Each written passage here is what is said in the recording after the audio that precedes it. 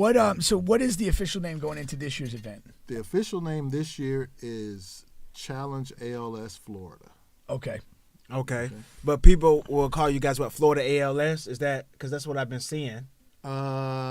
I don't know what you'll It's call tricky. it. I don't know what whatever's you'll call comfortable. us. Whatever you feel like calling us.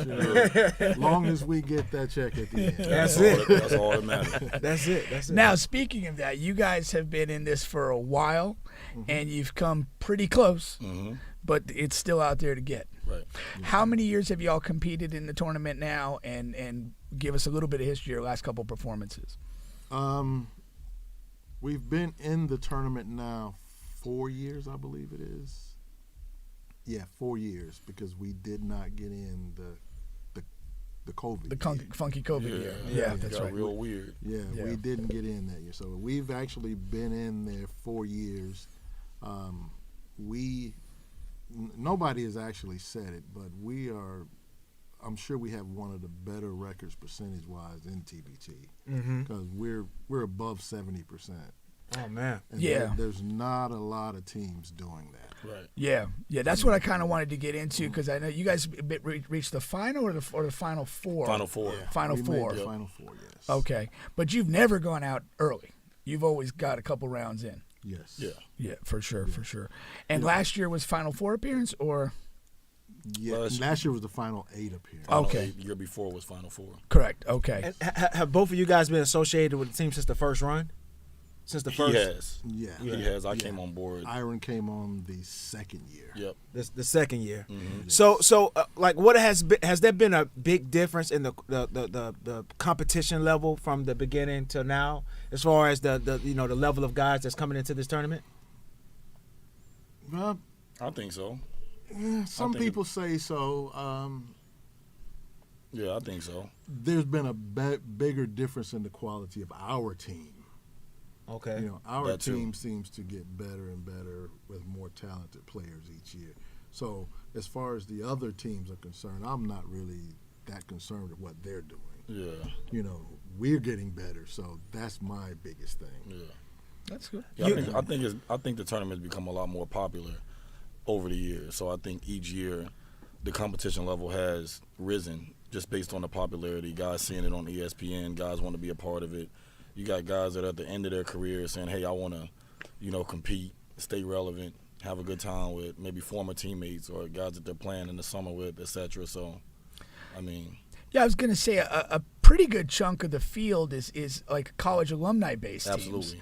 Yep. And there are some teams for a good cause. Yep. And you guys are falling that category now. Right. But I always kind of laugh to myself that you guys were kind of the outlaws of the event. Of course. You weren't Of like a course. college alumni team. Right. You weren't in it necessarily for a good cause. Yeah. But you were just repping our state and doing a great job of it. We're definitely not one of the favorites.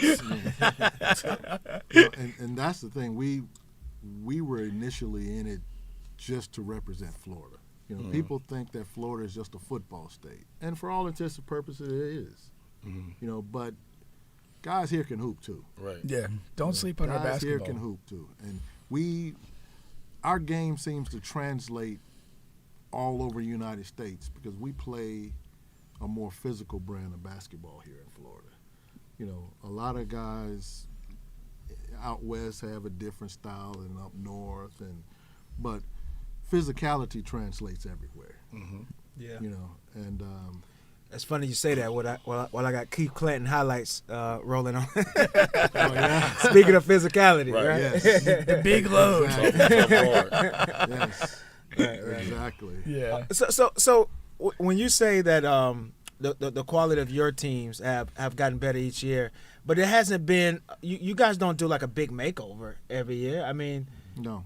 This year might be the most guys you've changed since you've been in the tournament, right? Yeah, for In sure. any much, one yes. cycle. Yeah. Yeah. In one cycle. For sure. Yes.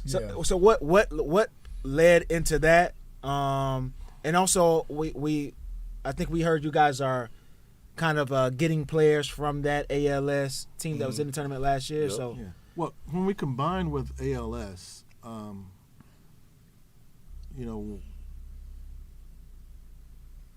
they only wanted to bring with them 3 players. Okay. okay. And of the 3 players, I knew 2 of their players were my 2 choices. Right. Gotcha. You Okay. know, so it was like, They're pretty hey, good. he says, I got 3 guys I want to bring with me. And I'm like, okay, Deshaun Stevens. Yes. I was like, and Marvell Harris. They're like, yes. Okay. And I was Sounds like, good. Yeah. And I was like, okay, who's the 3rd guy? And they said his name was Selim Mwab. Yeah. African His name? name's Selim. Okay. Okay. He's like a 6'10" defensive rebounding shot blocking type. Which of we guy. need. And For I was sure. like, yes, Right. that's good. Now, again, you've been in it. You've had kind of like, to my understanding, the core group involves like Keith, Chris Warren, Of course. Kenny Boynton. They've been there for a while. Brandon Robinson's been a part of it for a while. If I'm excluding anybody, please mention their name. That's it. But from that, kind of like, what do you? And Aaron, you're like the coach of this.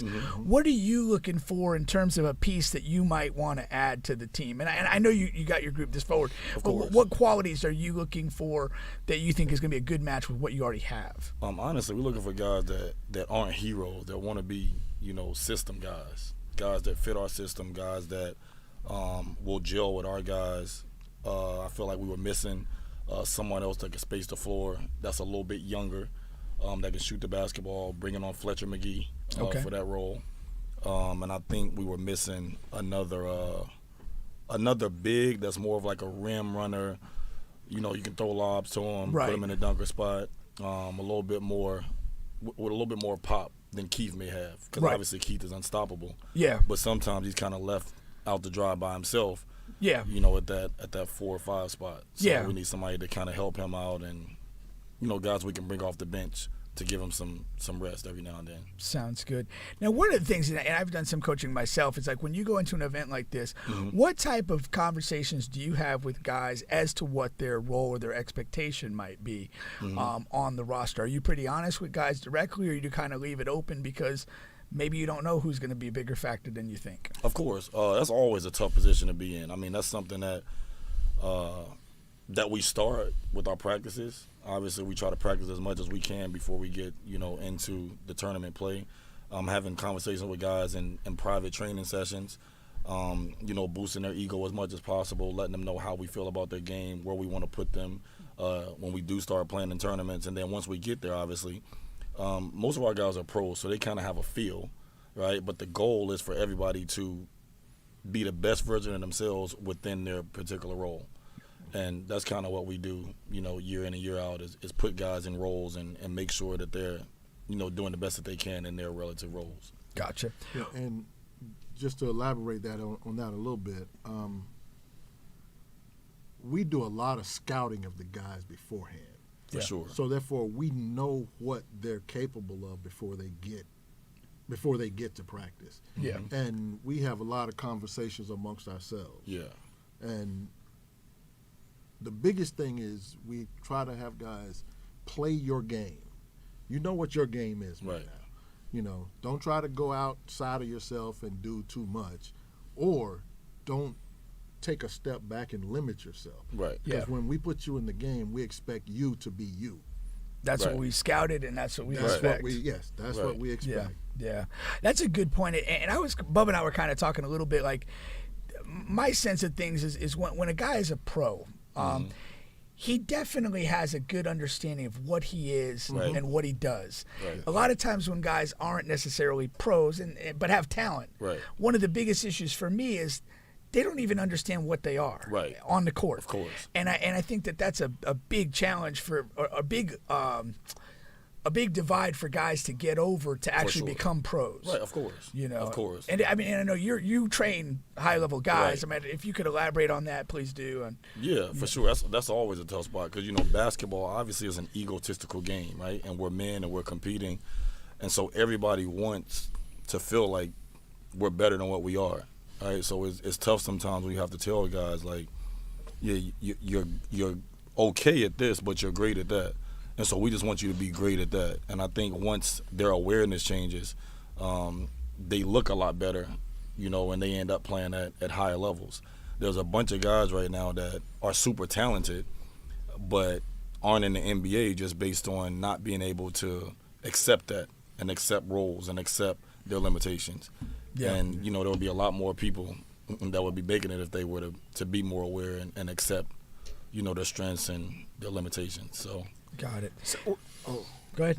No, I was just going to say, so with that, because you guys are saying, I know you're saying you're the GM, and apparently I know you guys, you're saying you guys watching a lot of tape, a lot of film, so you guys probably connect and talk about different guys you may want to bring onto the team or for whatever. Are there, right, and being that you guys, representing Florida, things like that, are there a lot of guys that come to you that want to play for this team, want to be on TV? Don't even get me started on that. And what is your response? And just how many people? Thank you. Just how many guys is it really? Terry's nicer than me. You know what I'm saying? Yeah. And Terry plays the role a little bit better. I've learned over the years. There's a lot of people locally that might say, "Man, I don't mess with Iron, man. That's some of the reason why. Because I'm very authentic, Yeah. But I like it. I don't dislike them. Yeah. They just may not be a good fit for what we're trying to do, or they may not be as good as they think they are, and it's tough. Nobody wants to know the truth, right? Nobody wants authenticity. And when you're authentic with guys, it kind of causes them to resent you. But, yeah, my DMs blow up all the time, with guys saying, "Man, let me know about the open run." Yeah. First of all, man, you getting 10 in the local men's league at the JCC.